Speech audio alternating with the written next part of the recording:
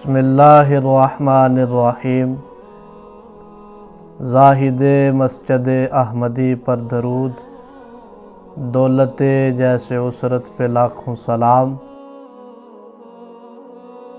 حضرت جابر بن عبداللہ رضی اللہ تعالیٰ عنہ روایت کرتے ہیں، سید العالمین صلی اللہ تعالیٰ علیہ وسلم کی بارگاہ عالیہ میں ایک جنازہ لایا گیا۔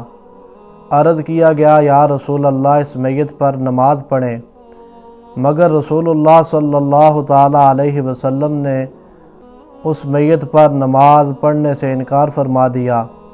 تو حضور علیہ السلام کی بارگاہ عالیہ میں حضرات صحابہ کرام نے عرض کیا، ما رأینک ترکت الصلاۃ علی احد قبل ھذا، یا رسول اللہ اس سے قبل ہم نے نہیں دیکھا کہ آپ نے کسی میت پر نماز نہ پڑھی ہو۔ تو حضور علیہ السلام نے ارشاد فرمایا، انہ کان یبغض عثمان، بے شک یہ میرے عثمان کا دشمن تھا۔